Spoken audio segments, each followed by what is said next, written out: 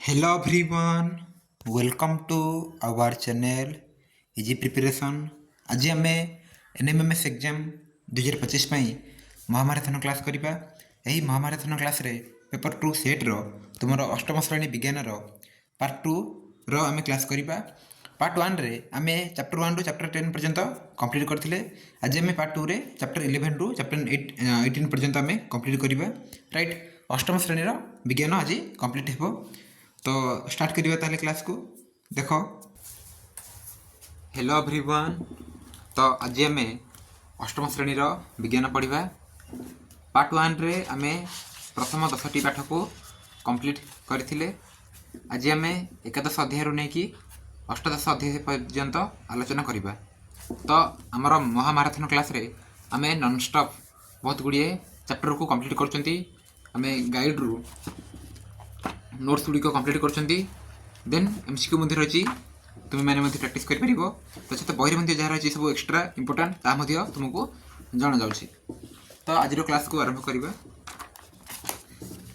एकादश अध्याय देख, यदि नोट्स दरकार ताले मते कहबो कमेंट बॉक्स रे, तुमको टेलीग्राम किंबा व्हाट्सएप रे तुमको नोट्स सब सेंड कर देबी। तो एकादश अध्याय रही बल और चाप।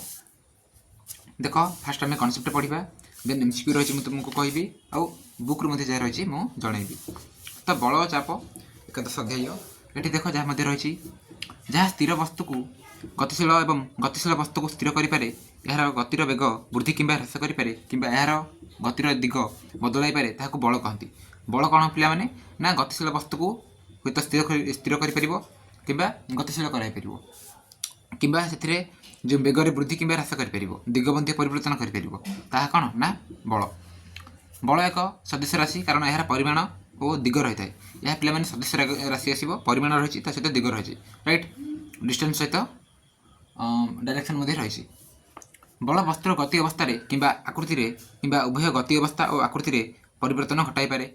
बल कौन ना वस्तुर गति अवस्था कि आकृति कि उभय गति अवस्था और आकृति परिवर्तन घटाई पारुछि। दुटी वस्तु मध्य स्पर्श जनित अंतक्रिया बेले क्रियाशील बल को संस्पर्श बल कहती। संस्पर्श बल कौन ना जो आसला अंतक्रिया बेले, राइट, जिते संस्पर्श किसी आसूँ ठेला बल आसला, टन बल आसला, घर्षण बल आसला, संस्पर्श बल उदाहरण। नेक्स्ट, दुटी वस्तु मध्य परस्पर को स्पर्श नकरी मध्य अंतक्रिया थिले क्रियाशील वस्तु को बा क्रियाशील बल को आम असंस्पर्श बल बोली कहबा। यदि अंतक्रिया नहीं, राइट, स्पर्श जदि न करुछि, चुंबकीय बल आसला, विद्युत बल आसला, महाकर्षण बल आसला, एसबू आसो। जदि दुईटी बल परस्पर विपरीत दिगरू प्रयोग कराए तेज परिणामी बल प्रयुक्त बल द्वयर अंतरफल सह सामान हुए। कौन वस्तु पर दुई विपरीत दिगरू क्रियाशील होता समपरिमाण बल गुड़िकर परिणामी बल शून्य हुए। स्थिर वस्तुरे बल प्रयोग कले वस्तुर गति करे। राइट, स्थिर वस्तु जब आम कौन करना बल प्रयोग करें ताले वस्तुटी कौन कर गति कर मुवमेंट कर। गतिशील वस्तु सम्मुखें प्रतिबंधक रखिले वस्तुर बेग कमी जाए और बदली जाए। जब आम किसी प्रतिबंधक रखा, राइट, ताले कौन हम ना हूँ तो बेग कमिज आउ दिग बदल पार। यही प्रकार पर्यवेक्षण में आमको सिद्धांत मिलूँ वस्तु पर बल प्रयोग हेले यार गतिर बेग और दिग परिवर्तन हो पाए। प्रयुक्त बल गतिशील वस्तुर गति दिगरे प्रयोग हेले वस्तुर बेग वृद्धि पाए। यदि उक्त बलर गतिर विपरीत दिगरे प्रयोग कराए तेज यार बेग ह्रास पाए बा कमे। गतिशील वस्तुर बेगरे कि यार गतिर दिगरे कि उभय यार गतिर बेग और गतिर दिगर परिवर्तन घटिले यहाँ वस्तुटी कौन कहती ना गति अवस्था परिवर्तन बोली कहती। यार थिला गति बल और गति। नेक्स्ट, संस्पर्श बल कौन ना ठेला और टणा बल प्रयोग हेले मांसपेशी सामर्थ्य जो बल प्रयोग संभव हुए। तेणु एपरी बल को मांसपेशी बल कहती। मांसपेशी बल आम जब ठेलिबा, राइट, टाणिबा तार कौन होती मांसपेशी यूज हो। परिपाक बेले खाद्य नळीर संकोचन और प्रसारण पर मांसपेशी बल आवश्यक। मांसपेशी बल द्वारा चलवा, दौड़ा, खेलवा, व्यायाम करवा, कुस्ती कसरत करवा, पहरिया। नेक्स्ट रही जो आम रसला कौन ना बिल बाड़ी शारीरिक परिश्रम करने आदि कार्य मांसपेशी बल द्वारा संभव हुए। मांसपेशी बल एक संस्पर्श बल आसो। राइट, नेक्स्ट आसला घर्षण बल। घर्षण बल कौन कहूँ तो घर्षण बल जब देखा ये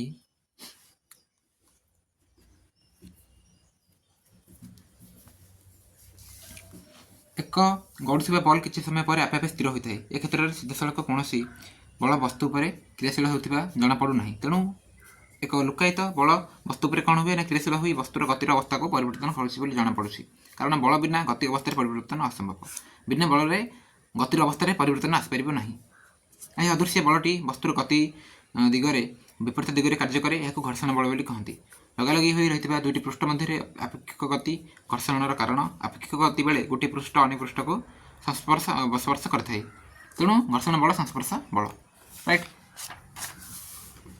नेक्स्ट आसला असंस्पर्श बल। असंस्पर्श बल कौन कहूँ ना कारक वस्तु कारक वस्तुत्व वस्तु को स्पर्श नक अंतक्रिया संभव चुंबक चुंबकीय वस्तु को आकर्षण करे राइट। आकर्षण बल टणा बल सदृश आकर्षण बल विकर्षण बल ठेला बल सदृश किंतु यही बल क्रियाशील केते कारक वस्तु को स्पर्श करे नहीं मात्र अंतक्रिया जो संभव हुए तेणु चुंबकीय बल असंस्पर्श बल। महाकर्षण बल कौन कहूँ ना आकाश वर्षा बिंदु आपे आपे भूमि पड़े ऊपर को टेकाटे पकड़े ताहा कौन हुए ना किसी बाट ऊपर को जाए पुणी आपे आपे तलू को आसे गचर पाचिला आंब आपे आपे तलू को खसी पड़े ए क्षेत्र में निश्चित भाव एक बल वस्तु सबको उच्चर तलू को पृष्ठ को टाणे एपरी बल को आम कौन कह माध्याकर्षण बल बोली कहू। आम समस्त यह आकर्षण बल पृथ्वीर केन्द्र आड़ को कार्यकारी हुए यह आमर ओजन कहती ए संपर्क में गवेषणा कर सार आइजाक न्यूटन एक तथ्य आविष्कार करते विश्व में जेकोसी दुईटी वस्तु परस्पर को स्पर्श नक आकर्षण करती यही वस्तु को महाकर्षण बल बोली कहती कहीं बल वस्तु द्वयर गुणफल और से दूरता पर निर्भर करें। माध्याकर्षण बल एक प्रकार माध्याकर्षण बल राइट।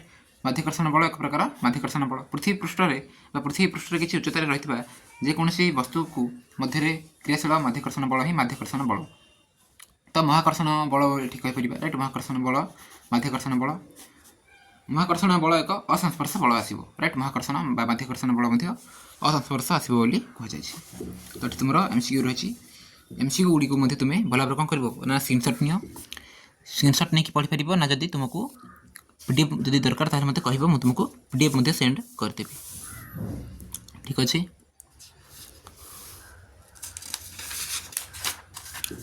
पर्यंत रही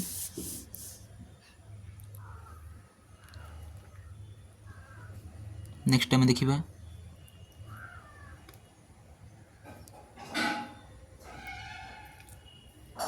तो देख बुक रे जदि देखिबा ताले कौन रही बल चाप देख ये बुक रे किछि मध्ये रही है राइट किछि जहाँ देना गाइड रे तेणु बुक रे रही है तेणु मुझे बुक रे किछि कहि देछि बल चापर रही देख जहाँ मध्य आम पढ़ले भल भाव तो ये रही बुक रे चित्र माध्यम बुक रे भल भाव सब किसी आम डिस्कसन कले चाप विषय जेहेतु देना राइट बुक रे जेहेतु चाप विषय पे मैंने देना राइट राइट चाप विषय देना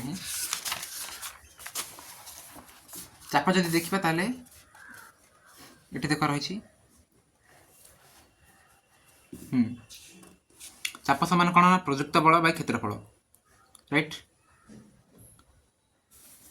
बा पी इक्वाल आम कहीपर एफ बाय ए पी कहले प्रेशर बा चाप ओके।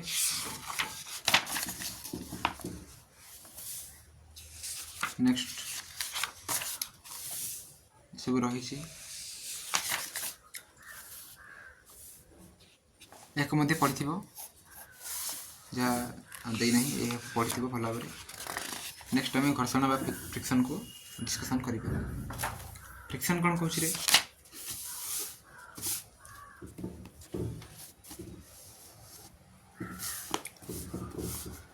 घर्षण प्रयुक्त बलर विपरीत दिगरे क्रियाशील हुए घर्षण बा फ्रिक्शन गोटे पृष्ठ थी अन्य एक पृष्ठर संस्पर्श थिबा बेले बल प्रयोग द्वारा यह गतिशील होबार संभावना थिले किंबा गतिशील हेउथिले घर्षण बल क्रियाशील हुए।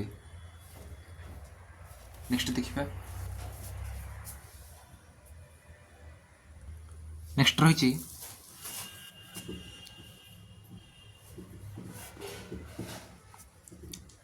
घर्षण बल उभय पृष्ठर मसृणता उपरे निर्भर करे। घर्षणता कौन ना मसृणता उपरे निर्भर करे।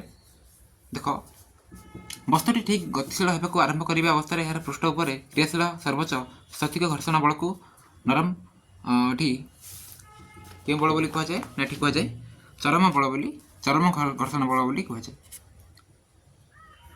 ବସ୍ତୁଟି ଗତିଶୀଳ ଥିବା ଅବସ୍ଥାରେ ଏହାର ପୃଷ୍ଠ ଉପରେ କ୍ରିୟାଶୀଳ ଘର୍ଷଣ ବଳକୁ ଗତିଜ ଘର୍ଷଣ ବଳ ବୋଲି କହିବା। ଗତି କଲାବେଳେ ଯେଉଁ ଆସୁଛି ଗତିଜ ଘର୍ଷଣ ହ୍ରାସକ ପଦାର୍ଥ ବ୍ୟବହାର ଦ୍ୱାରା ଘର୍ଷଣ ହ୍ରାସ କରାଯାଇପାରେ। ଘର୍ଷଣ ହ୍ରାସକ ପଦାର୍ଥ ମଧ୍ୟ ରହିଛି, ତାହାକୁ ଆମେ ବ୍ୟବହାର କରିକି କ'ଣ କରିପାରିବା ନା ଘର୍ଷଣକୁ ହ୍ରାସ କରିପାରିବା। ଅନେକ ଯନ୍ତ୍ରରେ ବଲ୍ ବିୟରିଂ ବ୍ୟବହାର କରି ଘର୍ଷଣ ମଧ୍ୟ କମ୍ କରିହୁଏ। ଘର୍ଷଣ ବଳ କ'ଣ ଆଉ କିଛି ଜାଣିବା। ଏକ ଟେବୁଲ ଉପରେ ଏକ ବଡ଼ ବହିଟି ରଖି ଠେଲିଦେଲେ ତାହା କିଛି ବାଟ ଯାଇ ସ୍ଥିର ହୁଏ। ସେପରି ଟେବୁଲର ବିପରୀତ ପଟୁ ଠେଲିଦେଲେ ଏହା କିଛି ବାଟ ଯାଇ ପୁଣି ସ୍ଥିର ହୋଇଯାଏ। ଏଠାରେ ବହିଟି ଉପରେ କୌଣସି ବଳ କ୍ରିୟାଶୀଳ ହୋଇ ଏହାର ଗତି ବନ୍ଦ କରିଦେଉଛି। ଏହା ହିଁ ଘର୍ଷଣ ବଳ। ଘର୍ଷଣ ବଳ ପ୍ରଯୁକ୍ତ ବଳର ବିପରୀତ ଦିଗରେ କ୍ରିୟାଶୀଳ ହୁଏ। ଏହା ଘର୍ଷଣର ଧର୍ମ ଅଟେ। ସ୍ପ୍ରିଙ୍ଗ ବାଲାନ୍ସର ଏକ ଧାତବ ଖୋଳଟାଏ ଯାହାର ସାମ୍ନାପଟି କଟାଯାଇଥାଏ ତା ସ୍ଥାନର ସ୍ୱଚ୍ଛ କାଚ ବା ପ୍ଲାଷ୍ଟିକ୍ ଖଞ୍ଜା ଯାଇଥାଏ। ଖୋଳ ଭିତରେ ଗୋଟିଏ ପ୍ରାନ୍ତରେ ଥିବା କଣ୍ଟା ସହ ଏକ ଚାପି ହୋଇଥିବା କୁଣ୍ଡଳୀକୃତ ସ୍ପ୍ରିଙ୍ଗ ଦୃଢ଼ ସଂଯୁକ୍ତ ଥାଏ ଏବଂ ଖୋଳ ବାହାରେ ଥିବା ଅନ୍ୟ ପ୍ରାନ୍ତଟିରେ ଏକ ହୁକ୍ ଲଗାଇଥାଏ। ଏହି ହୁକ୍ ଉପରେ ବଳ ପ୍ରୟୋଗ କଲେ ସ୍ପ୍ରିଙ୍ଗ ଟାଣି ହୁଏ। ସୂଚକ ଖୋଳ ଅଂଶରେ ଥିବା ସ୍କେଲରୁ ବଳର ପରିମାଣ ମଧ୍ୟ ଜାଣି ହୁଏ।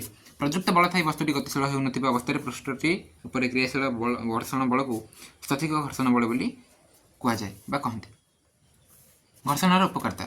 ଦିଆସିଲି କାଠିକୁ ଦିଆସିଲି ବାକ୍ସରେ ଖସିବା ବେଳେ ଉଭୟ ମଧ୍ୟରେ ଥିବା ଘର୍ଷଣ ବିରୁଦ୍ଧରେ କିଛି କାର୍ଯ୍ୟ କରିବାକୁ ପଡ଼େ। ସେହି କାର୍ଯ୍ୟ ଉତ୍ତାପଜାତ କରି ଦିଆସିଲି କାଠିଟିକୁ ଜାଳିବାକୁ ସାହାଯ୍ୟ କରିଥାଏ। ସେଭଳି ଗାଡ଼ିର ଚକ ଓ ରାସ୍ତା ମଧ୍ୟରେ ଥିବା ଘର୍ଷଣ ବଳ ଯୋଗୁଁ ଗାଡ଼ିଟି କ'ଣ ହୁଏ ନା ଖସି ନ ଯାଇକି ଠିକ୍ ଭାବରେ ଇଚ୍ଛା ଅନୁସାରେ ଧୀରେ କିମ୍ବା ଅଧିକ ବେଗରେ ଚଲାଇ ହୁଏ। ଘର୍ଷଣ ପାଇଁ ବ୍ରେକ୍ ନଥିଲେ ସାଇକେଲ ଚଳାଇ ହେବ ନାହିଁ। ଘର୍ଷଣ ଅପକାରିତା। ଘର୍ଷଣର କ'ଣ ରହିଛି ଅପକାରିତା ନା ଘର୍ଷଣ ଯୋଗୁଁ ସାଇକେଲ ଟାୟାର ଚଞ୍ଚଳ ଘୋରି ହୋଇ ନଷ୍ଟ ହୋଇଥାଏ। ଠିକ୍ ଅଧିକ ଘର୍ଷଣ ଯୋଗୁଁ ବିଭିନ୍ନ ଯନ୍ତ୍ରରେ ଲାଗିଥିବା ସ୍କ୍ରୁ, ଗାଡ଼ି ମଟରରେ ଲାଗିଥିବା ନଟ ବୋଲ୍ଟ, ଚକର ଅକ୍ଷ ଓ ଚକରେ ଖଞ୍ଜା ଯାଇଥିବା ବଲ୍ ବିୟରିଂ ଆଦି ଶୀଘ୍ର ମଧ୍ୟ ନଷ୍ଟ ହୋଇଯାଏ। ପ୍ରତିବିଧାନ କ'ଣ ରହିଛି ନା ବିଭିନ୍ନ ଗାଡ଼ି ମଟର ଆଦିକୁ ନିୟମିତ ଭାବରେ ସର୍ଭିସିଂ କରି ଗ୍ରିଜ୍ କିମ୍ବା ମୋବିଲ୍ ଆଦି ଘର୍ଷଣ ହ୍ରାସ ପଦାର୍ଥ ବ୍ୟବହାର କରିବା ଉଚିତ। କ୍ୟାରମ୍ ବୋର୍ଡ଼ ଖେଳିବା ବେଳେ ମଧ୍ୟ କ'ଣ ହୁଏ ନା ମଝିରେ ମଝିରେ ବୋରିକ୍ ପାଉଡ଼ର ଛିଞ୍ଚି ପୃଷ୍ଠକୁ ଚିକ୍କଣ ରଖିବା ଦରକାର। ତ ବୋରିକ୍ ପାଉଡ଼ର ଛିଞ୍ଚି ଯାଇଥାଏ କେଉଁଠି ନା କ୍ୟାରମ୍ ବୋର୍ଡ଼ ଖେଳିବାରେ। ଓକେ, ଯାହାଦ୍ୱାରା କ'ଣ ହେବ ନା ଯେଉଁ ଇଏଟି ଆମର କ୍ୟାରମ୍ ବୋର୍ଡ଼ରେ ଆମେ ଭଲ ମଧ୍ୟ ଖେଳିପାରିବା। ରାଇଟ୍, ଦେନ୍ ଆଉ କିଛି ମଧ୍ୟ ରହିଛି ଆମେ ପଢ଼ିବା। ଦେଖ ଘର୍ଷଣ ବୃଦ୍ଧି ଓ ହ୍ରାସ ପାଇଁ ବ୍ୟବସ୍ଥା କ'ଣ ରହିଛି। ପିନ୍ଧିଥିବା ଜୋତା ବା ଚପଲର ସୋଲର ମଧ୍ୟ ଭାଗରେ କଟା ଚିହ୍ନ ଥିବାର ଦେଖିଥିବ। ଏହାଦ୍ୱାରା କ'ଣ ହୁଏ ନା ଚାଲିଲା ବେଳେ ପାଦ ଖସିଯାଏ ନାହିଁ। ଏହା ରାସ୍ତା ଓ ଜୋତା ମଧ୍ୟରେ ଘର୍ଷଣ ବୃଦ୍ଧି କରିବା ପାଇଁ କରାଯାଇଥାଏ। ସେଭଳି cycle, scooter, motor cycle, tractor, bus, truck ଆଦି ଟାୟାରର ପୃଷ୍ଠ କଟା ହୋଇଥାଏ। ତ ତଦ୍ୱାରା କ'ଣ ହୁଏ ନା ରାସ୍ତାରେ ଚାଲୁଥିବା ବେଳେ ଚକ ଓ ରାସ୍ତା ମଧ୍ୟରେ ଘର୍ଷଣ ବଢ଼ାଇ ହୁଏ। ତେଣୁ ଗତିକୁ ହ୍ରାସ ମଧ୍ୟ ବା ବୃଦ୍ଧି କରାଯାଇପାରେ, ଯେହେତୁ କ'ଣ ରହିଛି ନା କଟା ଦାଗ ରହିଥାଏ। ସେଭଳି ଚଳନ୍ତା ଯାନଗୁଡ଼ିକ ଦରକାର ବେଳେ ଅଟକାଇବା ପାଇଁ ବ୍ରେକ୍ ବ୍ୟବସ୍ଥାରେ ବ୍ରେକ୍ ପ୍ୟାଚ୍ ଲାଗିଥାଏ। ଚକଟି ବୁଲୁଥିବା ବେଳେ ବ୍ରେକ୍ ଲାଗିଥିବା ରବର ଗଦି ଓ ରିମ୍ ମଧ୍ୟରେ କିଛି ଫାଙ୍କା ଥାଏ। ବ୍ରେକ୍କୁ ଚାପିଲେ ରବର ଗଦି ଓ ରିମ୍ କ'ଣ ହୁଏ ନା ପରସ୍ପର ଲାଗିଯାଇ ଘର୍ଷଣ ଫଳରେ ଗତି କମାଇ ଦିଏ। ବ୍ରେକ୍କୁ ଛାଡ଼ିଦେଲେ ଗାଡ଼ିଟି କ'ଣ ହୁଏ ନା ପୂର୍ବପରି ପୁଣି ଚାଲିଥାଏ। ସେଭଳି ଘର୍ଷଣ କମାଇବା ପାଇଁ କ'ଣ ରହିଛି ସବୁ ବ୍ୟବସ୍ଥା ଆମେ ଦେଖିବା। କଳକାରଖାନାମାନଙ୍କ ଯନ୍ତ୍ରପାତିଗୁଡ଼ିକର ତେଲ, ଗ୍ରିଜ୍ ବା ଗ୍ରାଫାଇଟ୍ ପାଉଡ଼ର ବ୍ୟବହାର କରି ଘର୍ଷଣ କମାଇ ଦିଆଯାଏ। ଫଳରେ କ'ଣ ହୁଏ ନା ଦୁଇ ଯନ୍ତ୍ରାଂଶ ମଧ୍ୟରେ ଏକ ପତଳା ଆବରଣ ସୃଷ୍ଟି ହେବାରୁ ଘର୍ଷଣଟା ମଧ୍ୟ କମିଯାଏ। କ୍ୟାରମ୍ ବୋର୍ଡ଼ ଓ କ୍ୟାରମ୍ ଡଚ୍ ମାଧ୍ୟମରେ ଘର୍ଷଣ କମାଇବା ପାଇଁ କେଉଁ ପାଉଡ଼ର ଆମେ ପଢ଼ିଲେ ନା ବୋରିକ୍ ପାଉଡ଼ର ବ୍ୟବହାର କରାଯାଏ। କେତେକ ଯନ୍ତ୍ରପାତିରେ ଛୋଟ ଛୋଟ ଚକ ଲଗାଇ ସେଗୁଡ଼ିକୁ ନ ଖସାଡ଼ି ସହଜରେ ମଧ୍ୟ ଗଡ଼ାଇ ହୁଏ। ଯେମିତିକି ବାକ୍ସ ଆସିଲା, ଆଟାଜି ଆସିଲା ଇତ୍ୟାଦି ଚକ ଲଗାଇ ଦେଇଥାଏ, ଯାହାଦ୍ୱାରା କ'ଣ ହେଇପାରିବ ନା ଯାଇପାରିବ, ଗଡ଼ିକି ଯାଇପାରିବ। ଯଦି ସେ ଗୁଡ଼ିକରେ ଯଦି ଚକ ନ ଲଗାଇଥାନ୍ତା ତାହେଲେ କ'ଣ ହୋଇଥାନ୍ତା ନା ସେ ଜିନିଷ ବସ୍ତୁଟି ସରିଯାଇଥାନ୍ତା। ରାଇଟ୍, ଶୀଘ୍ର ସରିଯାଇଥାନ୍ତା। ଚକ ମଧ୍ୟ ସରେ କିନ୍ତୁ ବହୁତ କମ୍ ପରିମାଣରେ। ରାଇଟ୍, ପ୍ରବାହ ଘର୍ଷଣ କ'ଣ କହୁଛି। ବିଜ୍ଞାନରେ ଉଭୟ ତରଳ ଓ ଗ୍ୟାସୀୟ ପଦାର୍ଥକୁ ପ୍ରବାହ କହନ୍ତି, ହେଲା ଫ୍ଲୁଇଡ଼। ତରଳ ଗ୍ୟାସୀୟ ପଦାର୍ଥ ବିଶିଷ୍ଟ ମାଧ୍ୟମରେ ସଜୀବ ଓ ନିର୍ଜୀବମାନଙ୍କ ଗତି ବେଳେ ଏକ ପ୍ରକାର ଘର୍ଷଣ ବଳ ଗତିଶୀଳ ବସ୍ତୁ ଉପରେ କ'ଣ ହୁଏ ନା କ୍ରିୟାଶୀଳ ହୁଏ। ଆଉ ଏହାକୁ ସାଧାରଣ ଭାବରେ କ'ଣ କହନ୍ତି ପ୍ରବାହ ଘର୍ଷଣ ବୋଲି କହନ୍ତି। ପ୍ରବାହ ମଧ୍ୟରେ ଗତି କରୁଥିବା ବସ୍ତୁ ଉପରେ କ୍ରିୟାଶୀଳ ଘର୍ଷଣ ବଳକୁ କ'ଣ କୁହାଯାଏ ନା ଡ୍ରାଗ୍ ବୋଲି କୁହାଯାଏ। ପ୍ରବାହ ଘର୍ଷଣ ନିମ୍ନଲିଖିତ କାରକ ଉପରେ ନିର୍ଭର କରେ। କ'ଣ? ପ୍ରବାହ ମଧ୍ୟରେ ବସ୍ତୁର ବେଗ, ବସ୍ତୁର ଆକୃତି, ଦେନ୍ ରହିଛି ପ୍ରବାହତା। ରାଇଟ୍, ପ୍ରବାହର ପ୍ରକୃତି ବା ଧର୍ମ। प्रभाव मध्य गतिशील होगापी वस्तु मानक प्रभाव घर्षण अतिक्रम करने को पड़े फल गतिशील वस्तुर किसी शक्ति ह्रास पाए प्रभाव घर्षण कम करने विभिन्न व्यवस्था रही बढ़ईटी चढ़ईटी उड़ा बेले डेण दुईटी मेला कर लांजटी सीधा भाव में रखी थाए और यार मुंडटी छोट और गोजिया होता है डेण द्वारा आहुला कर आगे गति कर राइट तार जेहतु डेण रही तेणु से उड़ी पारे पक्षी चढ़ईटी लांज हल पक्षी दिग परिवर्तन करें मुंडटी छोट गोजिया हेतु डेण दुईटी मेला कर भूसमांतर भाव रही पार वायुर घर्षण व प्रभाव घर्षण कम हुए विवर्तन प्रक्रिया परीक्षी मैंने कौन करती ना एपरी आकृति पाई तो वैज्ञानिक मैंने से आकृति विशिष्ट उड़ाजहाज हेलिकप्टर आदि जान निर्माण कर देख एमसीक्यू रही सब देख तो घर्षण जो देखा ताले बही किसी रही देख घर्षण बल जहाँ पढ़ले ये सब प्राक्टिकल जहाँ रही रेट ये सब रही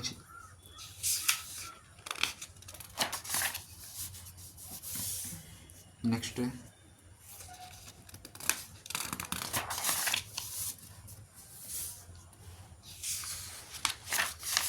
सब किसी आम पढ़ले राइट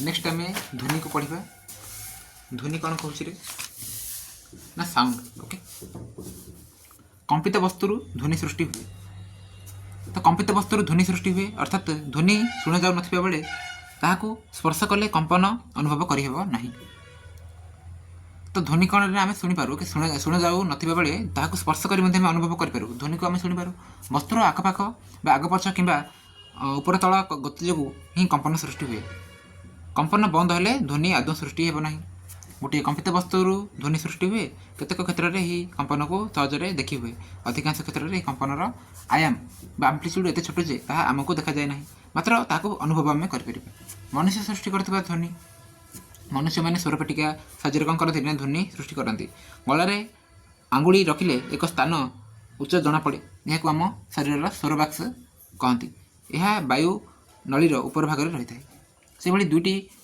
कंठ को राइट दुईटी कंठरज्जु स्वरपेटिकार ए पाखर से पाखक एपरी भाव में लगी रही था जेपरिक से मध्य वायु जीवाई एक सूक्ष्मरंध्र थाए ध्वनि संचालन मध्यम रही आवश्यक ध्वनि गति करने एक मध्यम आवश्यक यह शून्य गति करें ना भैक्यूम बा शून्य गति करें ना ध्वनि ध्वनि तरल पदार्थ गति करें जलचर प्राणी डल्फिन और तिमी इत्यादि जल में परस्पर मध्य कौन करती ना भावर आदान प्रदान करपारती राइट आमर कान साहाଯ୍य आम ध्वनि को शुणी था तो कान को श्रवण इंद्रिय कहुए यार बाह्य अंशर आकार एक काहाली परी कान मध्य ध्वनि तरंग प्रवेश करी कौन करे ना कान नलीर अपर प्रांत वृत्ताकार परदार आघात दिए यही परदाटी टाण झिल्ली रे तैयारी यहाँ कर्णपटक बोली कहती कर्णपटह ध्वनि शुणिबार प्रधान भूमिका ग्रहण करे मन रख जे कर्णपटह रही ध्वनि शुणा ध्वनि शुणिबारे मुख्य भूमिका ग्रहण करुच्ची आम शरीर में कर्णपटह ध्वनि कंपन को ग्रहण कर श्रुति स्नायु साहाଯ୍ୟରେ मस्तिष्क को पठाई थाए मस्तिष्क एक कंपन को अनुभव कले आम यहाँ शुणिपार कंपनर आयाम आवर्तकाल और आवृत्ति एक निर्दिष्ट अवस्था उत्तर पार्श्व को उभय पार्श्व को कणिकाटीए निर्दिष्ट समय व्यवधान में एपट सेपट हो गति करने को कंपन कहती भाइब्रेसन यहाँ दोलन गति कहुए कंपन ही दोलन गति कंपित कणिकाटी गोटे पार्श्वर अन्य पार्श्व को गति कर पुनश्च से पार्श्व को फेरी आसवा एक पृष्ठ दोलन बोली कहते राइट एक पृष्ठ पुनः दोलन कंप्लीट नेक्स्ट कौन सी दोलनशील वस्तु प्रति सेकेंड में जितटी पुनः दोलन करे ताको आवृत्ति कहते यार एकक कौन ना दोलन पर सेकेंड बा हर्ज है 1 हर्ज इक्वल एक दोलन बाय एक सेकेंड एक दोलन बाय एक सेकेंड रे केते दोलन होची ताही एक हर्ज गोटे माध्यम कंपित कणिका एक पूर्ण दोलन करने को जेपरी जी समय निए ताकू से कणिकार आवर्त काल बोली कहती टाइम पीरियड यार एकक सेकंड है आवर्त कालर एकक सेकंड ध्वनि तीक्षणता बा तारत्व ध्वनि तरंगर आवृत्ति और निर्भर करे कंपनर आवृत्ति अधिक हेल्ले ध्वनि तीक्षण और आवृत्ति कम हेल्ले ध्वनि कर्कश हुए उदाहरण स्वरूप देख ड्रम कंपन आवृत्ति कम हेतु कर्कश हुए हुइसिल आवृत्ति अधिक हेतु यह तीक्षण हुए ठीक अच्छे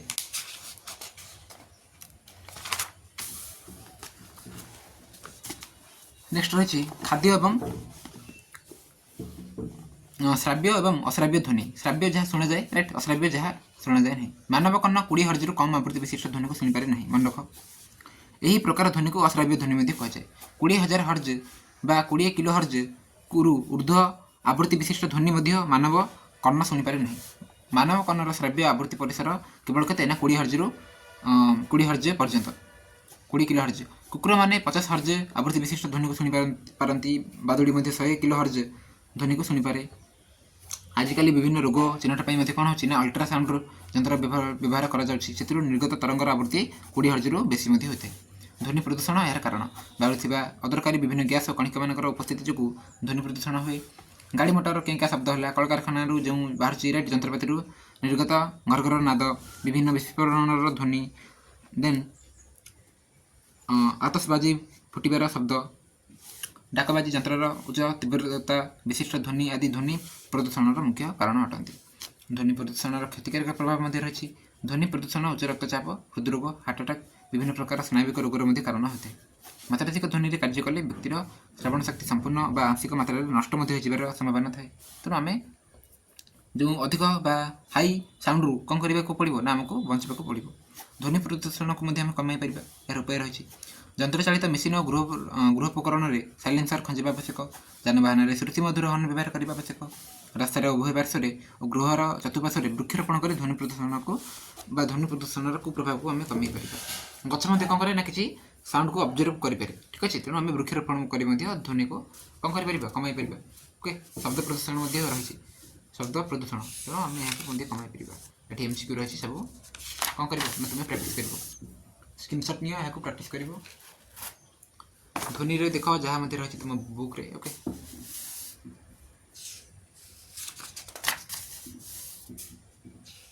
मोर जो रही देख मनुष्यर स्वर बाक्स,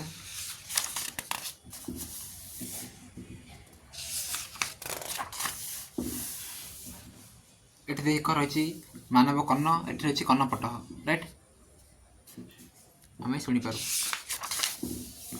नेक्स्ट श्रवण शक्तिहीन व्यक्ति यहाँ टे भल भाव पढ़ो राइट।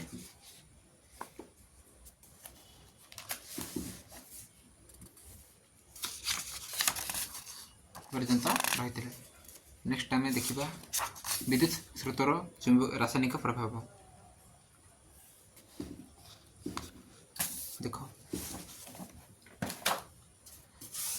कौन कही पाठरे ना विद्युत स्रोतर रासायनिक प्रभाव कौन रही आम ए आलोचना करवा। तरल पदार्थ मध्य केतेक विद्युत सुपरिवाही और केतेक विद्युत कुपरिवाही अटे। अम्ल बा क्षार बा लवणर जलीय द्रवण विद्युत परिवहन करे। केतेक द्रवण कौन हुए ना विद्युत प्रभावित हेले ताहा मध्य किसी रासायनिक प्रतिक्रिया संघटित हुए। ये प्रतिक्रिया जनित प्रभाव गुड़ी को विद्युत स्रोतर रासायनिक प्रभाव कहुए। विद्युत विश्लेषण पद्धति एक धातव पदार्थ उपर अन्य एक धातुर प्रलेप देवा पद्धति को विद्युत प्रलेपन बोली कहुए।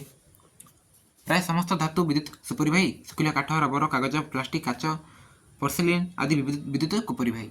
मनुष्य शरीर, जल, मृत्तिका, ग्राफाइट आदि विद्युत सुपरिवाही अटे। से भाई आम टर्च लाइट बल्ब बदल में LED बा लाइट एमिटिंग डायोड बल्ब व्यवहार कले ताहा कम विद्युत स्रोत जलिबा। LED बल्ब रे दुईटी तार बाहरी थाए, गोटे सामान्य बड़ आ अन्यटी सामान्य छोट। एगुड़ी को लीड्स बोली कहुए। बल्ब परिपथ में संयोग कले लंबा LED टी को युक्त अग्र और छोट LED टी को वियुक्त अग्र सह जोग कराए। लंबाटी को वियुक्त पटे प्लस पटे और छोटी को वियुक्त माइनस पटे जोग कराए। और जो बाहरी ताहा होची लीड्स। ओके, मैं चित्र मध्य देखेबी अच्छी। लेंबू रस, अम्ल, कस्टिक सोडा, क्षार, खाଇବା लुण एवं ए समस्त विद्युत सुपरिवाही। मात्र चीनी द्रवण विद्युत कुपरिवाही। अम्ल, क्षार बा लवणर द्रवण विद्युत सुपरिवाही अटे। सेलर युक्त अग्र सह संयुक्त विद्युत अग्र को एनोड बोली कहुए राइट। गोटे सेलर युक्त अग्र सह संयुक्त विद्युत अग्र को कौन कह एनोड। वियुक्त पटे जो रही संयुक्त ताकू कैथोड बोली कह। 1800 मसीह इंग्रेज वैज्ञानिक विलियम निकोलसन अम्लीकृत जल में विद्युत प्रवाह करी युक्त अग्र पाखर ऑक्सीजन और वियुक्त अग्र पाखर हाइड्रोजन गैस बाहर परीक्षा कर जानी। प्रत्येक पदार्थर परमाणु मध्य युक्तात्मक और वियुक्तात्मक चार्ज सम परिमाण में था। तेणु मोट चार्ज शून्य अटे। प्रत्येक परमाणु युक्तात्मक चार्ज थी अंश को युक्तात्मक आयन, वियुक्तात्मक चार्ज थी अंश को वियुक्तात्मक आयन बोली कहती। धातव लवणर द्रवणता द्रवण विद्युत प्रवाह द्वारा उक्त धातु को कौन हुए ना पृथक करी अन्य एक धातु उपर जमा करने प्रक्रिया को विद्युत प्रलेपन मध्य कहती। कलंकी लगुवा धातु उपर कलंकी लगु नथिबा धातुर प्रलेप दी जाए राइट। यह द्वारा धातुर सौंदर्य औज्ज्वल्य और स्थायित्व मध्य वृद्धि कर पारे। टीण डबा तैयारी लुहा उपर टीण धातुर प्रलेपन दी जाए। टीण लुहा अपेक्षा अधिक मूल्यवान और कलंकी प्रतिरोधी टीणटा आसो ठीक अच्छे लुहा अपेक्षा। शिल्प क्षेत्र में आउ गोटे कौन ना दस्ता दस्ता मान कौन ना जिंक है दस्तार मध्य प्रलेप दी जाए लुहा उपर। शिल्प क्षेत्र में अनेक निकृष्ट धातु उपर उत्कृष्ट धातुर प्रलेपन दी जाए। यही पद्धति रूपा कि सोनार लवणर द्रवण विद्युत विश्लेषण द्वारा ब्रोंज बुड़ी चूड़ी उपर रूपा बा सोनार प्रलेप दी जाए। यही विश्लेषण में ब्रोंज गुड़िक वियुक्त विद्युत अग्रभाग पर कार्य करें। क्रोमियम धातु चकचक करे ताहरे कलिंक धर ना यह दाग परिप्रतिरोधक मात्र यार व्यवहार व्यय सापेक्ष माने अधिक टंका लगे से लुहा निर्मित साइकेल मोटर साइकेल आदि हैंडल रिम उपर क्रोमियम धातुर पतला प्रलेप दे सेगुड़ी चकचक कराए। यह द्वारा कौन हुए ना खर्च कम हुए उपकरण गुड़िक स्थायित्व आकर्षणीय वृद्धि पाई था। रही देख एमसीक्यू गुड़िक स्क्रीनशॉट नियो।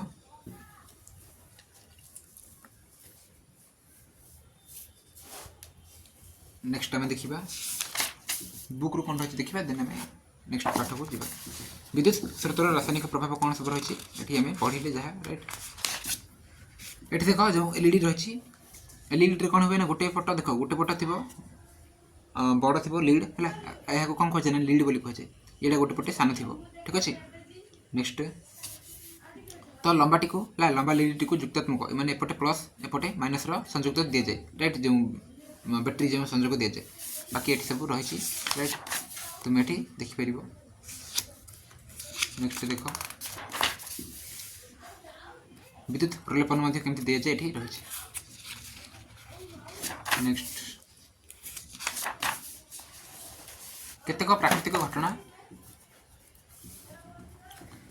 तो बिजुली और घड़घड़ी बिजुली मारिबार ठीक पर घड़घड़ी शुभे यह वज्रपात बोली कहती। बिजुली और घड़घड़ी प्रकृति घटुवा एक प्रकार चार्ज वायुमंडल गतिशील बादल सृष्ट चार्ज जो बिजुली घड़घड़ी होता है राइट। चार्ज दुई प्रकार युक्त चार्ज वियुक्त चार्ज मैंने प्लस चार्ज आउ माइनस चार्ज। काचदंड को रेशम कनारे घसिले काचदंड सृष्टि चार्ज को युक्तात्मक चार्ज और रेशम कनारे सृष्टि चार्ज को वियुक्तात्मक चार्ज बोली कहुए। सम प्रकार चार्ज परस्पर को आकर्षण करती माने प्लस प्लस आकर्षण हे और असम प्रकार प्लस माइनस माइनस प्लस सब कौन करेंगे ना चार्ज परस्पर को आकर्षण करती। घर्षण जनित पदार्थ सृष्टि चार्ज को स्थिर विद्युत चार्ज बोली कहुए। घर्षण जनित पदार्थ सृष्टि चार्ज को स्थिर विद्युत चार्ज बोली कहवा। यह चार्ज स्वतः गतिशील नुहे केतक निर्दिष्ट परिस्थिति में यह गतिशील कराइले यह द्वारा कौन हुए ना विद्युत स्रोत सृष्टि होता है ठीक अच्छे। तो विकर्षण करते सम प्रकार charge plus plus minus minus कौन करेंगे ना विकर्षण माने दूरे जी किंतु आकर्षण कौन करती ना असम प्रकार प्लस माइनस माइनस प्लस कौन करेंगे ना आकर्षण राइट। चार्जर स्थानांतरण जो उपकरण सहायता वस्तुटी चार्ज होची कि नहीं जानी हुए ताकू इलेक्ट्रोस्कोप बोली कहुए। जो प्रक्रिया द्वारा चार्ज होता वस्तुटी चार्ज हराई थाए ताकू विद्युत विसर्जन बोली कहती। गोटे चार्ज होता वस्तु पृथ्वी मध्य को चार्जर स्थानांतरण को आर्थिंग बोली कहुए। बिजुली मारिबा बेले आमको आलोक और पर शब्द शुणा जाए कारण वायु शब्दर बेग तुलन में आलोकर बेग बहुगुण अधिक। वायु पे मैंने शब्दर बेग कौन ना सब कम कम आलोकर बेग अधिक अधिक भूमिकंप आसला। नेक्स्ट पृथ्वीर अभ्यंतर अंचल कौन कारण किसी परिवर्तन घटिले तार प्रभाव भूपृष्ठ में कंपन सृष्टि हुए। भूमिकंपर अनेक कारण रही आग्नेयगिरी उद्गीरण है पृथ्वी सह बृहत्काय उल्कार संघर्ष है कि भूगर्भ में आणविक बोमा विस्फोरण होता बेले अधिकांश भूकंपन पृथ्वीर बाह्य स्तर में प्लेट गुड़िकर चलन जो होता है। प्लेट परिसीमार दुर्बल अंचल गुड़िक प्रायतः भूमिकंप होबार संभावना अधिक। ये दुर्बल जोन गुड़ी सेस्मिक जोन बा त्रुटि जोन बोली कहुए। भूमिकंपर क्षमता मात्रा को रिक्टर स्केल प्रकाश कराए मन रख यह मात्रा 6 रु अधिक हेल्ले अनेक क्षयक्षति होता है। भूमिकंप भूपृष्ठ एक प्रकार तरंग सृष्टि करे और सेस्मिक तरंग कहुए। सेस्मोग्राफ नामक यंत्र में ही तरंग सब लिपिबद्ध हुए। सेस्मोग्राफ द्वारा तरंग राइट आम मापिपर आउ रिक्टर स्केल भूमिकंप को मापिपर ठीक अच्छे। एमसीक्यू रही तुम्हें भल भाव प्राक्ट कर एमसीक्यू मुझे प्राक्ट कर किंतु समय जीव राइट कारण आमको कम समय भितर बहुत गुड़िए किसी सारे पड़ो राइट रही आंसर सब तुम्हें मैच कर राइट प्राक्ट कर। देख ये जहाँ हम पढ़े बिजुड़ी घड़घड़ी। नेक्स्ट ये देख युक्तात्मक एवं विजुक्तात्मक चार्ज रही है बिजुड़ी घड़घड़ी द्वारा सृष्टि होता है।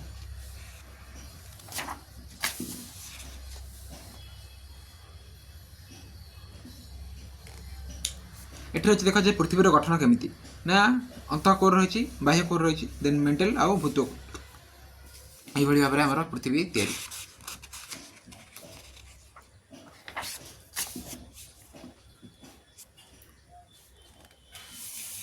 भूमिकंपर मध्य नक्शा दि जाइए सिस्मोग्राफ केमिति काम करे दि जाइए तुम्हें देखिपर राइट। नेक्स्ट देखिए आलोक पाठ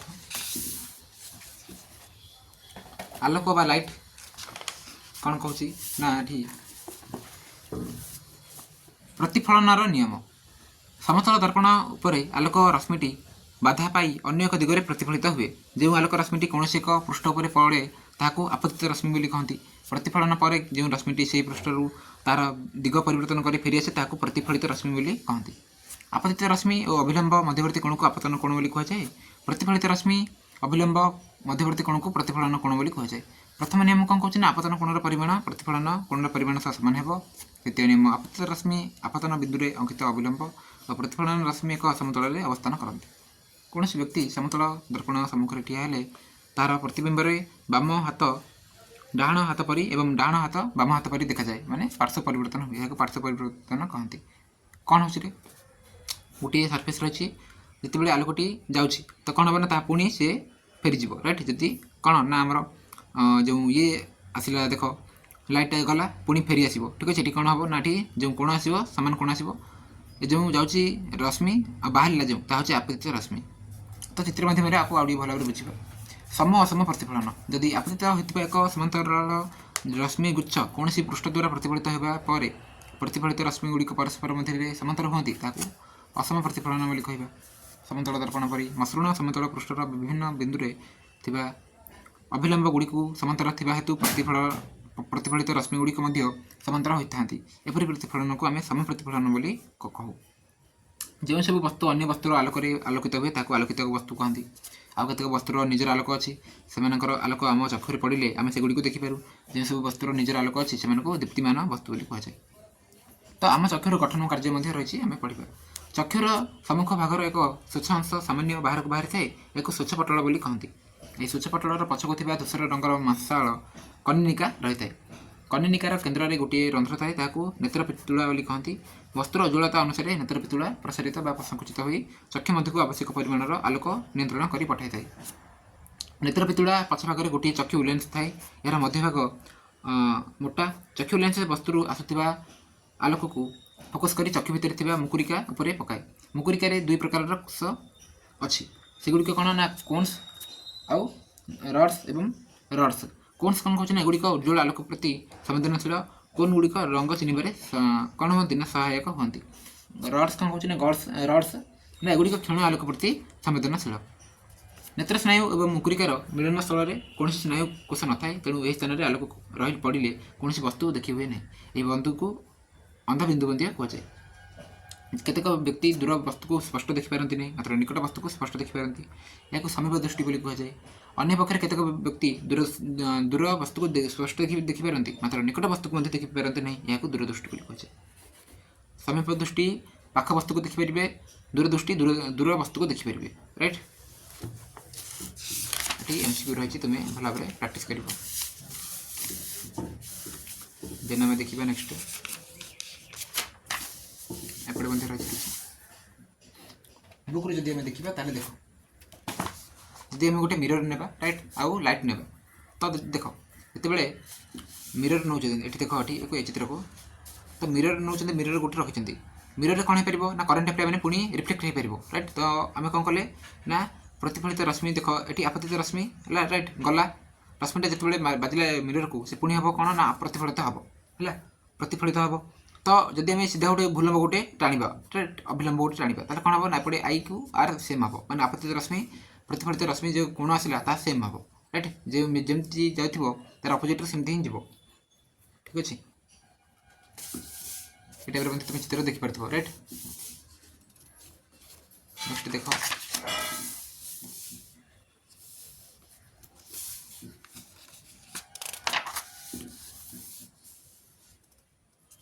आम चक्षु मध्य कौन अच्छी एवं आम पढ़ुले राइट चित्र मध्य देख मानव चक्षु तो ये आउ कथा मन रख दुईटी आनत दर्पण प्रतिबिंब संख्या केते ना 360 डिग्री बाई थीटा -1 जो थीटा कौन ना आनत दर्पण द्वयर अंतर्गत कौन जदि थीटा इक्वल 90 डिग्री हुए ताले प्रतिबिंब संख्या 3 हे राइट तो 360 बाई 90 तार के 3 आसला ना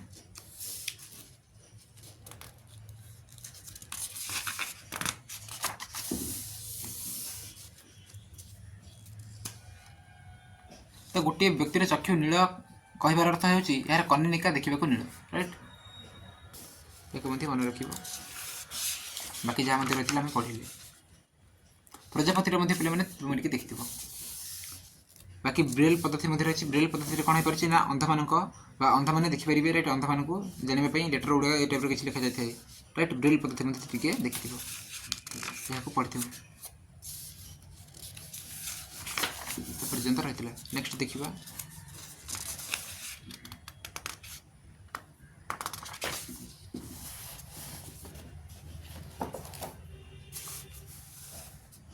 तारका और सौरजगत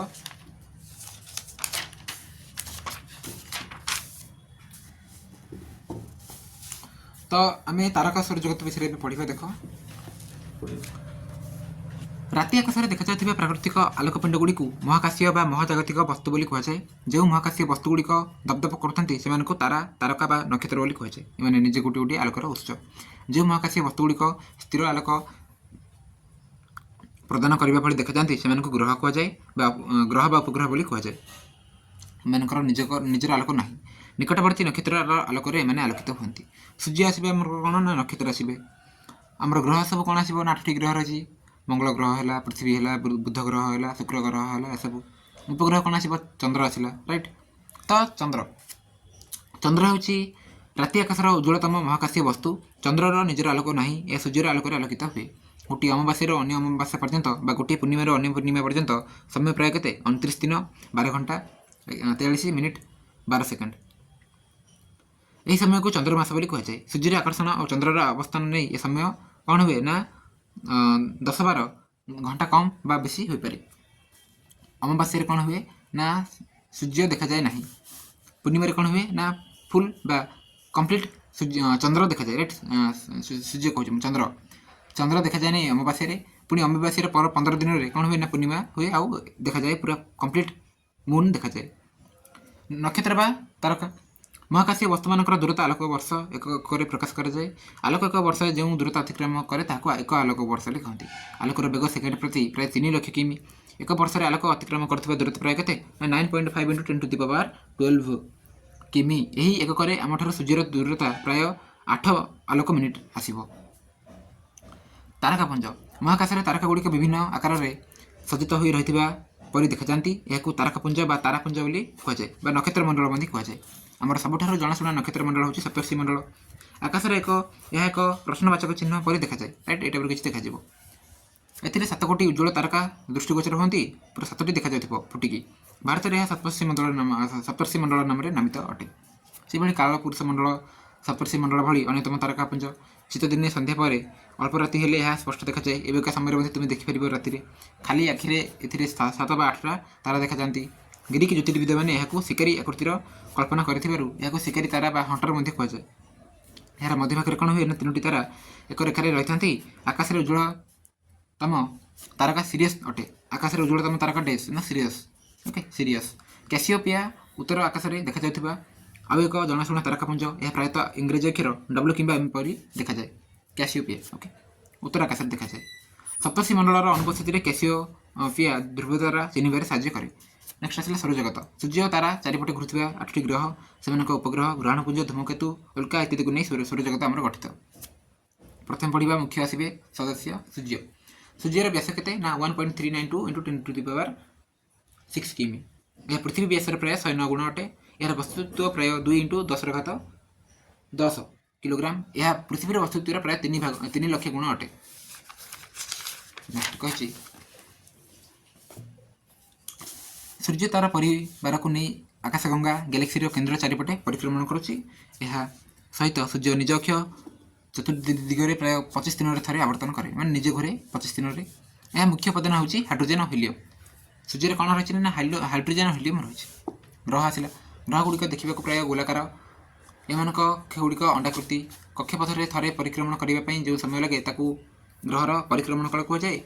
पृथ्वीर परिक्रमण काल के आसो ना प्राय 365 दिन 6 घंटा 1 वर्ष। परिक्रमण करने सहित ग्रह मैंने निज अक्ष चारिपटे घूरती, निजे घूरती। यही घूर्णन को आवर्तन बोली कहुए। निजे घूरने को आवर्तन, सूर्य चारिपटे घूरने को परिक्रमण। राइट, ग्रहर थे आवर्तन पर लगुवा समय को तार आवर्त काल आवर्तन काल कहती। पृथ्वीर आवर्तन काल प्राय के 23 घंटा 56 मिनिट 1 दिन। जो विज्ञानी मान मतरे शुक्र और यूरेनस पूर्व पश्चिम को आवर्तन करते बेले अन्य ग्रह मैंने सब पश्चिम पूर्व को कौन करती ना गति करती आवर्तन करती।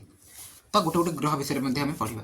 बुध ग्रह दूरता अनुसार बुध सूर्यर निकटतम ग्रह, आयतन अनुसार यह सौरजगतर क्षुद्रतम ग्रह। यार परिक्रमण काल प्राय के 58 दिन, आवर्तन काल प्राय 59 दिन। बुधर वायुमंडल प्राय ना, यार पृष्ठदेश बंधुर आसो, राइट बंध टाइप्र और खाल खमारे परिपूर्ण। शुक्र यह पृथ्वीर निकटतम ग्रह, यार पृष्ठ पथुरिया किंतु यह घेरी रही एक बहलिया और ईषित हलदिया वायुमंडल। यह मुख्यतः कार्बन डाइऑक्साइड, सल्फ्यूरिक एसिड और हाइड्रोफ्लोरिक एसिड इत्यादि विषाक्त गैस भर्ती। तेणु शुक्र में जीवन संभव हो पार ना। बहलिया वायुमंडल जो यार दिवा समय तापमात्रा प्राय 480 डिग्री सेल्सियस और यह जलशून्य। शुक्र में पड़ुवा सूर्यालोक प्राय 85 डिग्री 85% यार वायुमंडल प्रतिफलित हुए। तेणु पृथ्वी यह खूब उज्ज्वल देखा जाए।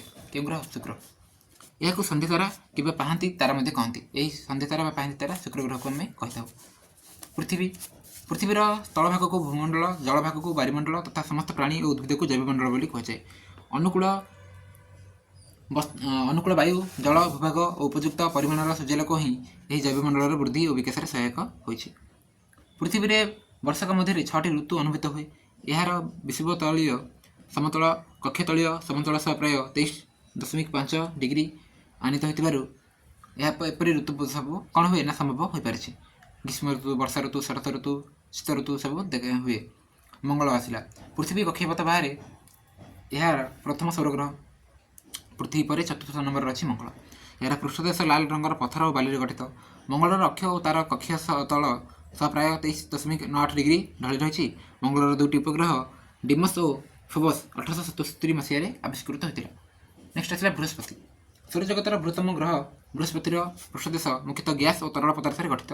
बृहस्पतिर 63टी उपग्रह मध्य साधारण दूरवीक्षण यंत्र में 4टी उपग्रह देखी होची। बृहस्पतिर आउ बड़ ग्रह आसो कि बृहस्पति सौरजगत गोटे क्षीण बलय यह ग्रह को परिक्रमण करुच्ची 1979 मसीह जमापड़ी। यार आवर्तन काल के 9 घंटा 55 मिनिट। बृहस्पति को दूरवीक्षण देखिले यार दक्षिण गोलार्धर एक विराट लाल दाग देखी हे। बृहस्पतिर माध्याकर्षण पृथ्वीर माध्याकर्षण प्राय के 2.64 गुण 2.64 गुण। नेक्स्ट रही शनि। ईशात पीतरंगर ग्रह शनि आयतन में सौरजगत द्वितीय बृहत्तम ग्रह, द्वितीय आसो। समग्र ग्रहटी हाइड्रोजेन, हिलियम, एमोनिया, मिथेन परी गैस पूर्ण। अद्यावधि आविष्कृत यार 60टी उपग्रह मध्य टाइटन बृहत्तम अटे। यूरेनस 1781 मसीह विलियम हर्सनेल द्वारा आविष्कृत होता। यूरेनस यह सौरजगतर सबुज ग्रह। यह सबुज रंग एठारे मिथेन और एमोनिया देखा जाए। यार प्राय 10टी क्षीण बलय 1977 मसीह आविष्कृत होलानी। समस्त ग्रह में कठिन अंश किसी ना, राइट जो यूरेनस किसी कठिन अंश ना। शुक्र भली पूर्व पश्चिम को घूर्णन करे और यार कक्षतलीय समतल सह प्राय 98 डिग्री ढल रही है। तेणु यहाँ ओलटी पड़ा नटुपरी कहुए। राइट, तो सबुज ग्रह कहुए यूरेनस को, नील ग्रह कहुए आमर पृथ्वी को, राइट, लाल ग्रह कहुए मंगल को, नेपच्यून। 1846 मसीह गॉटफ्रीड गालेन द्वारा आविष्कृत नेपच्यून अधुना सौरजगतर दूरतम ग्रह। यार 6 गोटी बलय 1999 ମସିହାରେ ଆବିଷ୍କୃତ ହୋଇଥିଲା। ବାୟୁମଣ୍ଡଳ ପିଲାମାନେ ମିଥେନ୍ ଗ୍ୟାସରେ ପୂର୍ଣ୍ଣ, ଏହାକୁ ନୀଳବର୍ଣ୍ଣ ମଧ୍ୟ କୁହାଯାଏ। ରାଇଟ୍, ଏହା ନୀଳବର୍ଣ୍ଣ ଦେଖାଯାଏ। ସୂର୍ଯ୍ୟଠାରୁ ଅନେକ ଦୂରରେ ଥିବାରୁ ଏହା ଏକ ହିମ ଗୋଲକ ରୂପେ ମଧ୍ୟ ପ୍ରତୀୟମାନ ହୁଏ। ଏହାର ପୃଷ୍ଠର ତାପମାତ୍ରା କେତେ ଆସିବ? -23 ଡିଗ୍ରୀ ସେଲସିୟସ୍, ମାନେ ବହୁତ ଥଣ୍ଡା। ଗ୍ରହମାନଙ୍କ ମଧ୍ୟରେ ଏହାର ପରିକ୍ରମଣ କାଳ ସର୍ବାଧିକ, ଆଉ ଆମର ମଧ୍ୟ 165 ବର୍ଷ ସହ ସମାନ। ସୌରଜଗତର ଅନ୍ୟାନ୍ୟ ଜ୍ୟୋତିଷ୍କ ବା ଗ୍ରହାଣୁପୁଞ୍ଜ। ଗ୍ରହ ଉପଗ୍ରହମାନଙ୍କ ଛାଡ଼ି ଅନେକ ଗ୍ରହାଣୁ ମଙ୍ଗଳ ଓ ବୃହସ୍ପତିର କକ୍ଷପଥ ମଧ୍ୟରେ ରହି ସୂର୍ଯ୍ୟ ପରିକ୍ରମା କରୁଛନ୍ତି। ଏମାନଙ୍କୁ ଏକତ୍ର ଗ୍ରହାଣୁପୁଞ୍ଜ ମଧ୍ୟ କୁହାଯାଏ। ଗ୍ରହାଣୁମାନଙ୍କ ମଧ୍ୟରେ କେତେକର କକ୍ଷପଥ ପୃଥିବୀର କକ୍ଷପଥକୁ ଛେଦ କରୁଛି, ଏଣୁ କୌଣସି ଏକ ସମୟରେ ଏମାନେ ପୃଥିବୀର ମାଧ୍ୟାକର୍ଷଣ କ୍ଷେତ୍ର ମଧ୍ୟକୁ ପ୍ରବେଶ କରିବା ସମ୍ଭାବନା ଥାଏ। ଧୂମକେତୁ ଆସିଲା। ସମୟ ସମୟରେ ଲାଞ୍ଜ ଥିବା ଏକ ଉଜ୍ଜ୍ୱଳ ବସ୍ତୁ ଆକାଶରେ ଦେଖାଯାଏ। ଏହାକୁ ଧୂମକେତୁ ବା ଲାଞ୍ଜ ତାରା ବୋଲି କହନ୍ତି। ଏକ ଲମ୍ବାଳିଆ ଅଣ୍ଡାକୃତି କକ୍ଷରେ ଧୂମକେତୁ ସୂର୍ଯ୍ୟ ଚାରିପଟେ ପରିକ୍ରମଣ କରେ। ପ୍ରତି ଧୂମକେତୁର ଗୋଟିଏ ମୁଣ୍ଡ ଲାଞ୍ଜ ଥାଏ। ଗୋଟିଏ ଧୂମକେତୁର ମୁଣ୍ଡ ବା ନ୍ୟୁକ୍ଲିୟସର ବ୍ୟାସ ପ୍ରାୟ କେତେ ନା 10 କିମି ଥିବାବେଳେ ପୁଚ୍ଛ ହଜାର ହଜାର କିଲୋମିଟର ପର୍ଯ୍ୟନ୍ତ ଲମ୍ବିପାରେ। ନେକ୍ସଟ ଆସିଲା ଉଲ୍କା ଓ ଉଲ୍କାପିଣ୍ଡ। ଅନ୍ଧାର ରାତିରେ ଯେଉଁ ମହାକାଶୀୟ ବସ୍ତୁ ଆଲୋକର ଝଲକ ସୃଷ୍ଟି କରି ଭୂପୃଷ୍ଠ ଆଡ଼କୁ ପଡ଼ିବାର ଦେଖାଯାଏ, ସେଗୁଡ଼ିକୁ କ'ଣ କୁହାଯାଏ? ନା ଉଲ୍କା ବୋଲି କହନ୍ତି। ଆଉ ଏହା ଖସୁଥିବା ତାରା ମଧ୍ୟ କୁହାଯାଏ। ଯେଉଁ ଉଲ୍କା ଗୁଡ଼ିକ ଆକାରରେ ବଡ଼, ସେଗୁଡ଼ିକ ସମ୍ପୂର୍ଣ୍ଣ ପୋଡ଼ି ନଯାଇ ନା ଭୂପୃଷ୍ଠରେ ଆସି ପଡ଼ିଥାନ୍ତି। ଏଗୁଡ଼ିକ ଥଣ୍ଡା ହୋଇ ପୁଣି ପଥର ଆକାରରେ ପଡ଼ି ରହନ୍ତି। ସେଗୁଡ଼ିକୁ ଉଲ୍କାପିଣ୍ଡ ବୋଲି କୁହାଯାଏ। କୃତ୍ରିମ ଉପଗ୍ରହ ବା ସ୍ୟାଟେଲାଇଟ୍। Right, satellite. କୃତ୍ରିମ ଉପଗ୍ରହ ମନୁଷ୍ୟକୃତ ଓ ଏଗୁଡ଼ିକ ବୈଜ୍ଞାନିକ ପଦ୍ଧତିରେ ପୃଥିବୀ ଚାରିପଟେ ନିର୍ଦ୍ଦିଷ୍ଟ କକ୍ଷରେ ଘୁରାଯାଇଥାଏ। କିନ୍ତୁ କିଛି କୃତ୍ରିମ ଉପଗ୍ରହ ଏବେ ତିଆରି ହେଲାଣି, ଯେଉଁମାନଙ୍କର ପରିକ୍ରମଣ ସମୟ ପୃଥିବୀର ଆବର୍ତ୍ତନ ସମୟ ସହିତ ସମାନ ଅଟେ। ଏମାନେ ପୃଥିବୀର ଏକ ନିର୍ଦ୍ଦିଷ୍ଟ ସ୍ଥାନ ଉପରେ ସ୍ଥିର ଥିବା ପରି ଜଣାପଡ଼ନ୍ତି, ତେଣୁ ଏମାନଙ୍କୁ ଭୂସ୍ଥିର ଉପଗ୍ରହ ମଧ୍ୟ କୁହାଯାଏ। ଆଉ କେତେକ କୃତ୍ରିମ ଉପଗ୍ରହ ସାହାଯ୍ୟରେ ମହାକାଶରୁ ଭୂପୃଷ୍ଠ ଓ ଭୂ ଆଭ୍ୟନ୍ତରରେ ଥିବା ଜଙ୍ଗଲ, ଖଣି, ପ୍ରାକୃତିକ ଗ୍ୟାସ୍, ପେଟ୍ରୋଲିୟମ ଗ୍ରହ ସ୍ତର ଇତ୍ୟାଦି ବିଷୟ ମଧ୍ୟ କ'ଣ କରାଯାଏ? ନା ସନ୍ଧାନ କରାଯାଏ। ଏମାନଙ୍କୁ ସୁଦୂର ସନ୍ଧାନୀ ଉପଗ୍ରହ ମଧ୍ୟ କହନ୍ତି। ନା କିଛି ଆମକୁ ସବୁ ଡାଟା ଦେଉଛନ୍ତି। ରାଇଟ୍, ଉପରୁ ଆମକୁ କ'ଣ ସାଟେଲାଇଟ୍ ମାଧ୍ୟମରେ ଡାଟା ଦେଉଛନ୍ତି। ଭୂସ୍ଥିର ଉପଗ୍ରହ ଦ୍ୱାରା ଟେଲି ଯୋଗାଯୋଗ, ଦୂରସଞ୍ଚାରଣ, ବିଭିନ୍ନ କାର୍ଯ୍ୟକ୍ରମର ସିଧା ପ୍ରସାରଣ ବା ଲାଇଭ୍ ଉପଗ୍ରହ ମାଧ୍ୟମରେ ଶିକ୍ଷାଦାନ ଇତ୍ୟାଦି ସମ୍ପାଦନ କରାଯାଇପାରୁଛି। 1957 ମସିହା ଅକ୍ଟୋବର 4 ତାରିଖ ଦିନ ସ୍ପୁଟନିକ୍ 1 କୃତ୍ରିମ ଉପଗ୍ରହକୁ ମହାକାଶକୁ ପଠାଇ ରୁଷିଆ କୃତ୍ରିମ ଉପଗ୍ରହର ଯୁଗର ଆରମ୍ଭ କରିଥିଲା। ଭାରତର ପ୍ରଥମ କୃତ୍ରିମ ଉପଗ୍ରହର ନାମ ହେଉଛି ଆର୍ଯ୍ୟଭଟ୍ଟ। ଅନ୍ୟ କେତେକ ଭାରତୀୟ କୃତ୍ରିମ ଉପଗ୍ରହ ହେଲା ଇନସାଟ୍, IRS, କଳ୍ପନା 1, ଏଡୁସାଟ୍ ଇତ୍ୟାଦି। ତ ଆମର ଯଦି ଦେଖିବା ନ୍ୟାଚୁରାଲ ସାଟେଲାଇଟ୍ ବା ପ୍ରାକୃତିକ ଉପଗ୍ରହ ହେଉଛି ଚନ୍ଦ୍ର, କାହାର ନା ଆମର ପୃଥିବୀର। ବାକି ସବୁ ବହୁତ ଗୁଡ଼ିଏ ମଧ୍ୟ ମନୁଷ୍ୟକୃତ ଉପଗ୍ରହ ରହିଛି ସାଟେଲାଇଟ୍ ଗୁଡ଼ିକ। ଏଠି ସ୍କ୍ରିନଶଟ୍ ନିଅ, ସବୁକୁ ପ୍ରାକ୍ଟିସ୍ କରିବ।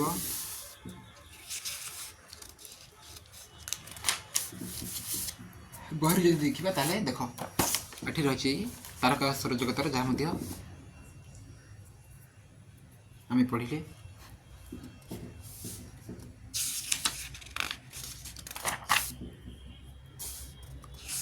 ସବୁ ଟେବୁଲ ଗୁଡ଼ାକ ଭଲ ଭାବରେ ପଢ଼ିବ। ଓକେ,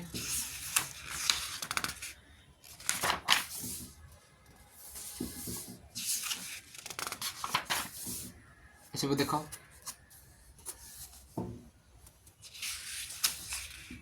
ସୌରଜଗତ ରହିଛି।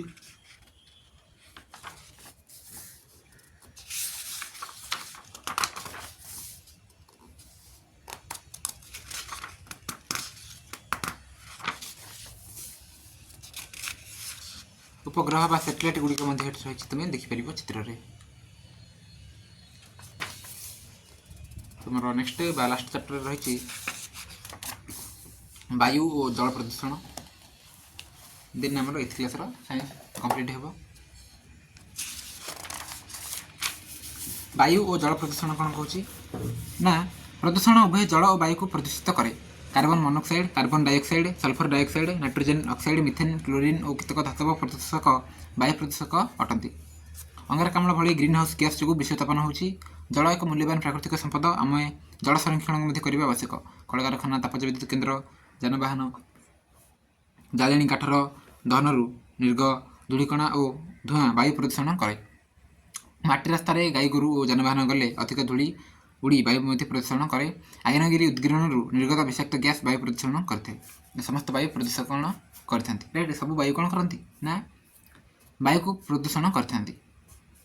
ବାୟୁ ପ୍ରଦୂଷଣର ପ୍ରଭାବ କ'ଣ ହୁଏ? ନା ଇଞ୍ଜିନ୍ ମଧ୍ୟରେ ଡିଜେଲ ପେଟ୍ରୋଲର ଅସମ୍ପୂର୍ଣ୍ଣ ଦହନରୁ କାର୍ବନ ମନୋକ୍ସାଇଡ୍ ବା CO2, right, CO carbon monoxide ଆସିଲା CO, carbon dioxide CO2। Okay, तो CO और CO2 मध्य कौन करती ना आमको जो अधिक तापमात्रा मध्य सृष्टि हुए इंजिन संपूर्ण दहन को कार्बन मोनोक्साइड कार्बन डाइऑक्साइड और नाइट्रोजन ऑक्साइड आदि सृष्टि करे यह मनुष्यर श्वासक्रिय बाधा सृष्टि करे राइट आमको श्वासक्रिय बाधा सृष्टि करे फल श्वासजनित समस्या सब सृष्टि हुए काश छींक बांति आदि कराए रक्तर अम्लजान दहन क्षमता ह्रास पाई शीत दिने कुहुड़ी सह धूआं बा स्मग सृष्टि करे यह प्रभाव कौन हुए ना शिशुर शस्यर काश छींक आजमा आदि रोग सृष्टि हुए पेट्रोलियम रिफाइनारी अंचल विषाक्त गैस ओजन स्तर को शोषित हेतु ओजन स्तर में रंध्र सृष्टि होती फल कौन हो सूर्यर अति बैगणी रश्मि बा यूवी रे ओके पृथ्वी पृष्ठ को कौन आसे ना चली आसे फल चर्म कैंसर आदि रोग सृष्टि करते आग्रा सहर में रबर शिल्प रसायन शिल्प ऑटोमोबाइल शिल्प तैल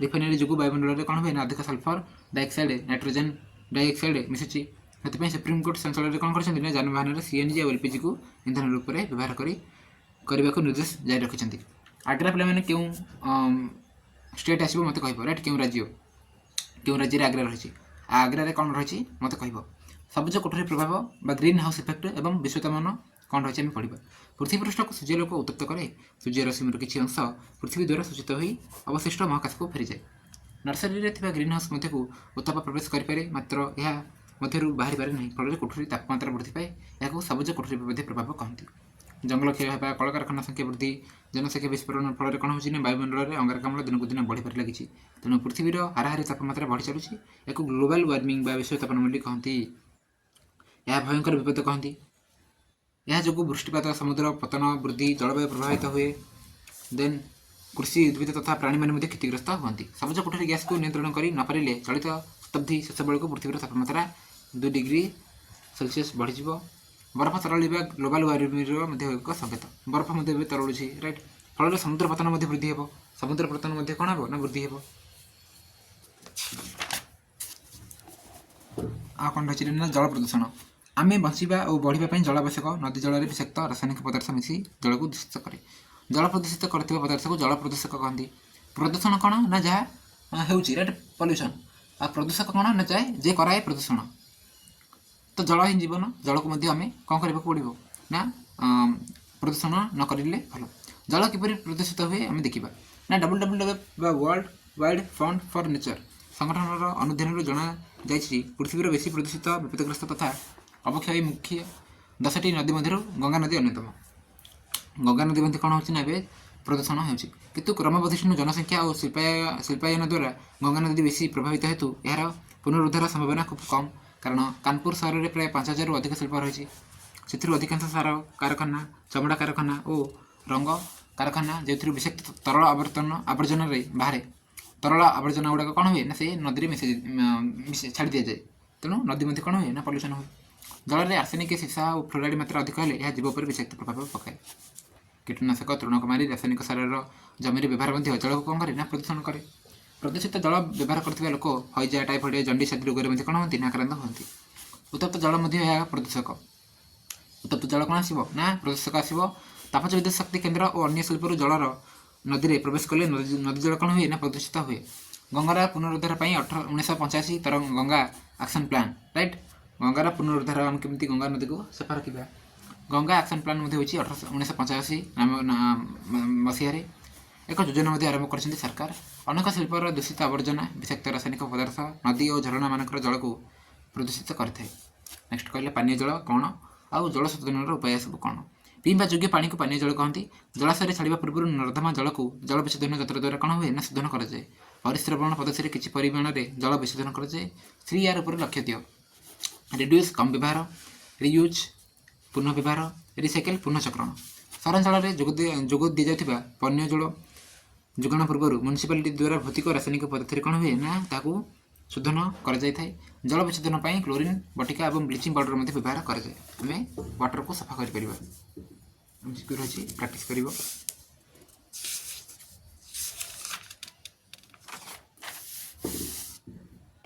फाइनाली आम कंप्लीट कर साइंस को बही देख जहाँ रही वायु और जल प्रदूषण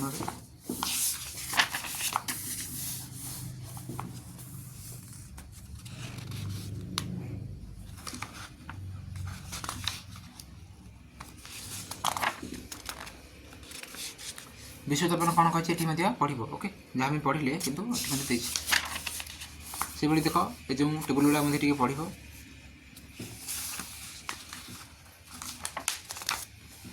जल विशोधन प्रकल्प ये टाइप किसी रही है।